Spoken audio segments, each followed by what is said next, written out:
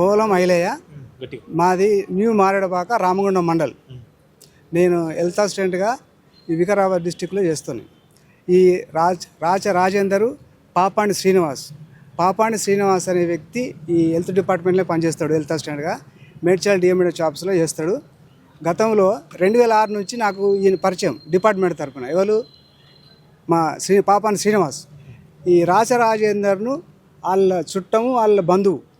అయితే ఈ గ్రామీణ రోజ్గార్ యోజనలో అవుట్సోర్సింగ్ పోస్టులు ఉన్నాయని చెప్పి అటెండరు, పంచాయతీరాజ్ సెక్రటరీ అని చెప్తే నేను భద్రభాయ్ ఎందుకు ఇట్లా అంటావు అని అంటే, లేదు నేను గ్యారంటీ డబ్బులు జిమ్మదారు నాదే, మన పిల్లలు ఏమైనా మనోళ్ళు ఉంటే తీసుకొని రమ్మని చెప్పి అంటే నేను ఆడికి నమ్మకుంటే పేపర్ స్టేట్మెంట్ వాళ్ళు చూపించి ఇక డబ్బులు నమ్మకం అన్న వాళ్ళు సరే 15 మంది మా పిల్లలే, నేను 15 లక్షలు ఒక్కొక్కరికి 1 లక్ష రూపాయలు చొప్పున 15 మంది 15 లక్షలు ఇప్పించిన 2015 జూలైలో.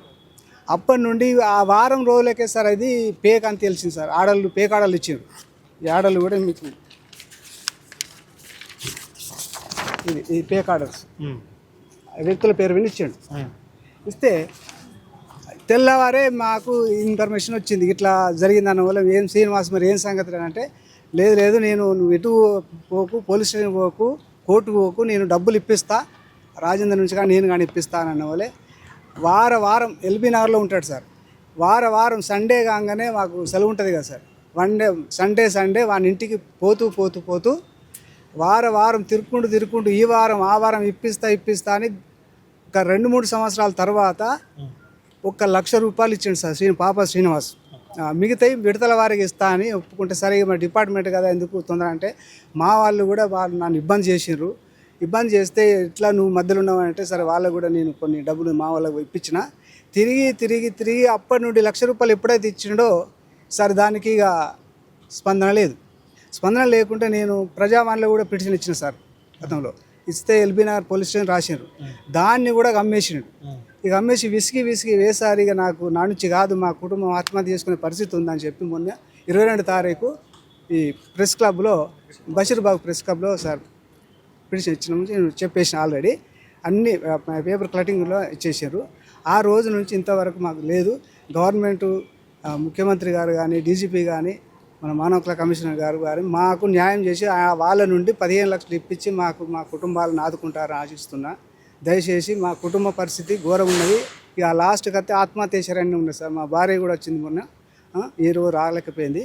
అందుకొరకే మాకు ఈ వాళ్ళ నుండి డబ్బులు ఇప్పించి మాకు న్యాయం చేస్తారని ప్రతి మీడియా మిత్రులందరికీ నమస్కారం చేసుకుంటూ చేస్తున్నాం. అయితే శ్రీనివాస్ ఎవరో మీరు నమ్మారో, మీకు అది ఎట్లా పరిచయం? మీకు డిపార్ట్మెంటే సార్. ఒకటేసారి ఎగ్జామ్ రాసి 2006 నుంచి పరిచయం సార్. 2006 నుంచి పరిచయం. ఆ నమ్మకంతోనే ఆయన అంటేనే నేను మా వాళ్ళ నుంచి డబ్బులు నేను ఇప్పించాను. ఆయన ఒక్కనైనా మొత్తం ఇప్పిస్తానని మీకు ఆయన ఆ నమ్మకం. ఆయన రాజేందర్ను దగ్గర పెట్టుకుంటే వాళ్ళ చుట్టం సార్. వాళ్ళ చుట్టం అయితే తీసుకొచ్చిండు ఆయన. కార్లో 2 వచ్చారు. ఈయన 70 అంటే సరే అని చెప్పి నా నమ్మకం అంటే నేనే డబ్బులు ఒకవేళ ఏమైనా మిస్ అయితే డబ్బులు నేనే ఇప్పిస్తా అని చెప్పి అంటేనే డిపార్ట్మెంట్ కదా అని నమ్మి ఇచ్చిన సార్. నమ్మి మోసపోయినా. ఇంతకుముందు పెట్టి ఇచ్చిన అనుకున్నారా మీరు? డైరెక్ట్ ఇంతకుముందు కొన్ని పెట్టించిరని తెలిసింది. అందుకొరకే ఎంక్వైరీ చేసినాం. అవుట్సోర్సింగ్ 2-3 పెట్టించిండు. కాకపోతే అంటే ఈ రకంగా డిపార్ట్మెంట్ నమ్మకం 100% డబ్బుల నమ్మకం గ్యారంటీ ఇచ్చిండు కాబట్టి నేను నమ్మిన సార్. అది ఇక అప్పటి నుండి తిరిగి 10 సంవత్సరాల నుంచి మీరు కంప్లైంట్ ఇస్తున్నారు. పోలీస్ స్టేషన్ పేరు ఇప్పుడు మానవ హక్కుల కమిషన్ దాకా వచ్చింది. అయినా సరే న్యాయం జరగకపోవడానికి ఏమనుకుంటున్నారు మీరు? ఈ న్యాయం జరగకపోతే ఇక ఆత్మహత్య శరణ్యం సార్. నాకు అంత పరిస్థితి వచ్చింది సార్. విసిగి వేరాంటున్నా సార్. తిరిగి మా భార్య, మా పిల్లలు అందరూ అంత విధులైన పరిస్థితి ఉన్నాయి సార్ మాకు. ఇక వేల కోట్లు సార్. అంటే నా 2-3 అది కనీసం 5-10 లక్షలు 10 కోట్ల వరకు శ్రీనివాస్ అనే వ్యక్తి గతంలో కూడా పేపర్లో వచ్చింది ఆయన గురించి. నేను కూడా ఒకసారి పేపర్లో, లోకల్ పేపర్లో ఇచ్చిన, దానికి రెస్పాండ్ కూడా లేదు. ఎల్బీ నగర్ పోలీస్ స్టేషన్ కూడా డబ్బులు పెట్టి, అంటే ఇప్పుడు నువ్వు ఎక్కడ పోయినా డబ్బులు మేనేజ్ చేసుకొని అక్కడ చేస్తున్నాడు. అది care of LB Nagar police స్టేషన్లో. అక్కడ కూడా వాళ్ళు ఎవరో పట్టుకొచ్చుకుని నేను పిటిషన్ ఇప్పిస్తే అది కూడా నాకు వాళ్ళు రిసిప్ట్ ఇచ్చారు. కానీ తెల్లారే నేను పోయేసరికి సార్ ఏమైంది సార్, ఎఫ్ఐఆర్ కూడా చేయలేదంటే వాడు ఎవరితో ఫోన్ చేసుకున్నాడు సార్. ఇక మీ లెవెల్లో మీరు చేసుకోనండి సిఐ గారు అన్నాడు. అది ఇంటికి వాస్తవం. పోయే ప్రయత్నం చేయలేదు ఎప్పుడు ఇంటి దగ్గర పోయి ఇక ఎల్బీనగర్ పోలీస్ స్టేషన్ ఎప్పుడైతే ఇచ్చినామో ఇక ఇటు అడ్రస్ మార్చింది సార్. ఇప్పుడు ప్రెజెంట్ అడ్రస్ మార్చండి. అడ్రస్ మార్చుకుంటూనే ఉన్నాడు ఇక అప్పటి నుండి. ఇక అంటే నువ్వు అడిగితే ఏమన్నా బెదిరిస్తున్నా మరి? బెదిరించడానికి ఒంటరిగా నేనే తిరుగుతుంటే బెదిరించడం ఏం లేదు. గతంలో ఆ రాజేందర్తో బెదిరించిండు ఒకసారి, వాళ్ళ దోస్తులతో అన్నాడు కూడా, నేను కూడా ఏమనలేదు ఎక్కువ. ఇక ఇయ్యాల కాకపోతే రేపు డిపార్ట్మెంట్ నమ్మకంతోనే ఉన్నా సార్ ఇప్పటివరకు కూడా. ఇక ఈ రోజు నుండి ఎల్బీనగర్ పోలీస్ స్టేషన్ ఎప్పుడైతే పిటిషన్ ఇచ్చినామో అప్పటి నుండి నా సెల్ కూడా బ్లాక్ లిస్ట్లో పెట్టిండు. డిపార్ట్మెంట్ కనబడడం మరి డిపార్ట్మెంట్ ఉంటాడు, డిపార్ట్మెంట్ ఉంటుంది సార్, డిపార్ట్మెంట్లో ఉంటాడు. ఇప్పుడు డిఎంఎన్హెచ్ఓ ఆఫీస్ మేడ్చల్లో ఆయన వాస్తవంగా నారపల్లి పిఎస్సి ఏది ప్రైమరీ హెల్త్ సెంటర్లో చేస్తాడు. డిప్యుటేషన్లో ఇప్పుడు డిఎంఎన్హెచ్ఓ ఆఫీస్లో చేస్తున్నాడు present. Director district health officer district. ఇప్పుడు 15 లక్షలు ఇచ్చారు కదా మీకు, 10 సంవత్సరాలు అవుతుంది. మరి వాళ్ళు ఏమంటలేరా? ఎట్లా ఆగుతున్నారు 10 సంవత్సరాల నుంచి వాళ్ళు? నన్ను ఒత్తిడి చేస్తే నేను కూడా కొన్ని డబ్బులు ఇచ్చిన. మనోళ్ళు కాబట్టి వాళ్ళు ఓపికతో ఉన్నారు, వాళ్ళు కూడా వేసారు. మీరు వాళ్ళ లేడీస్ కూడా ఉన్నారు సార్. నమ్మకంతో నా ముందే ఇచ్చారు కాబట్టి అట్లా జరుగుతుంది. అసలు ఇస్తా అని చెప్తుండే, ఇయ్యనని చెప్తుండే. ఇస్తూ అన్నాడు. ఇస్తా అంటే ఇంత నడిచింది సార్. ఇయ్యలేను అంటే ఎప్పుడు అయిపోగానే ఇప్పుడు ఇస్తా అని నమ్మకంతో నాకు ఇచ్చిండు కాబట్టి ఆ నమ్మకమైన తిరిగినా ఇప్పుడు ఎస్కేప్ లో ఉన్నాడు. ఓకే, అది 10 సంవత్సరాలుగా ఎన్నో జరుగుతున్నాయి చూస్తున్నాం. అన్నిటి మించి ప్రభుత్వానికి ఏం చెప్పదలుచుకున్నాం? ప్రభుత్వానికి సార్ నాకు ఆ 2 నుండి 15 లక్షలు వాపసు ఇప్పించి వడ్డీతో సహా ఇప్పించి మా కుటుంబాలను ఆదుకుంటారని ఆశిస్తూ ప్రభుత్వాన్ని వేడుకుంటూ డీజీపీ గారిని కూడా మానవ హక్కుల కమిషనర్ గారిని కూడా వేడుకుంటాం, విజ్ఞప్తి చేస్తూ వాళ్ళకు పాదాభిమానం చేస్తూ చూస్తున్నాం. డీజీపీ గారిని కలిసిరా? డీజీపీ గారు పోలేదు సార్, వాస్తవంగా ఇంకా పోలేదు.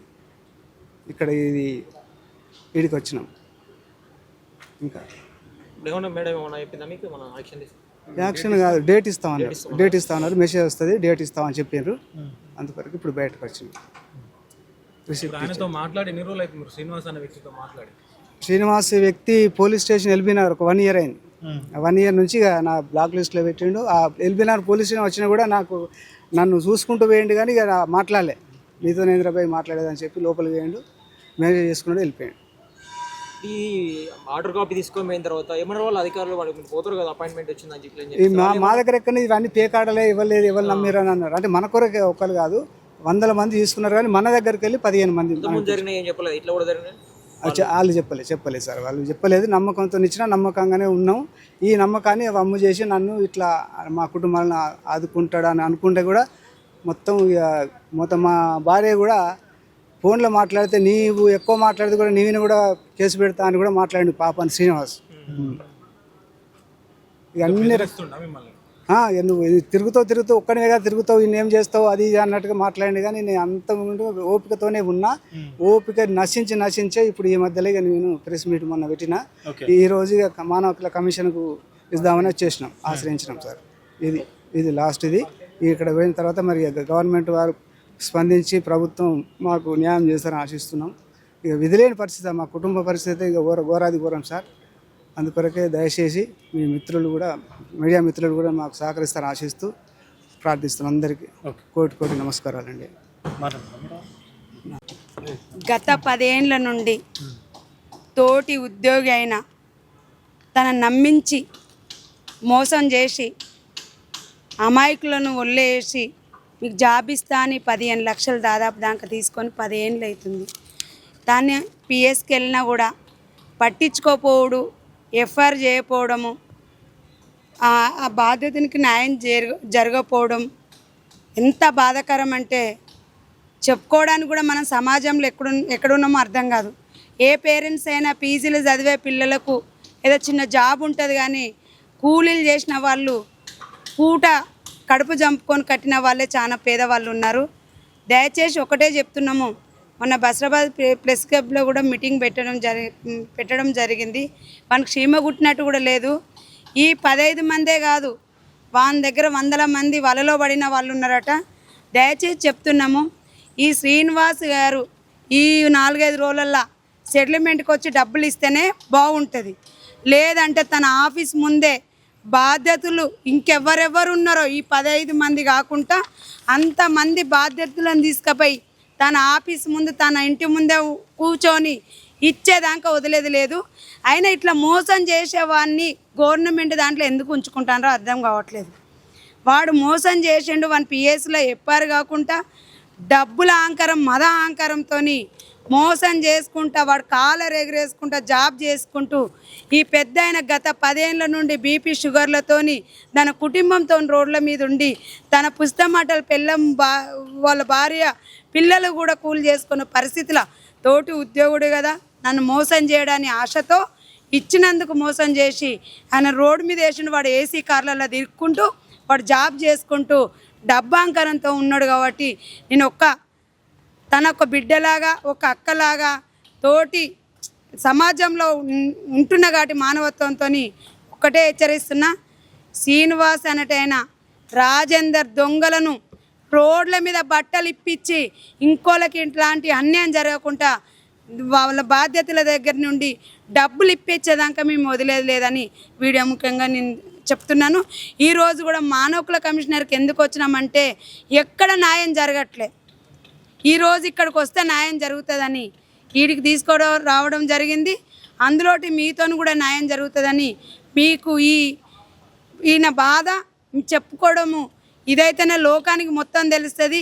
పేద ప్రజలు ఎవ్వరు మోసం జరగకుండా ఉంటుందని శ్రీనివాస్ గారిని బట్టలు ఇప్పి డబ్బులు వసూలు చేసేదాకా నిద్రపోనీయమని అనుకుంటున్నాను.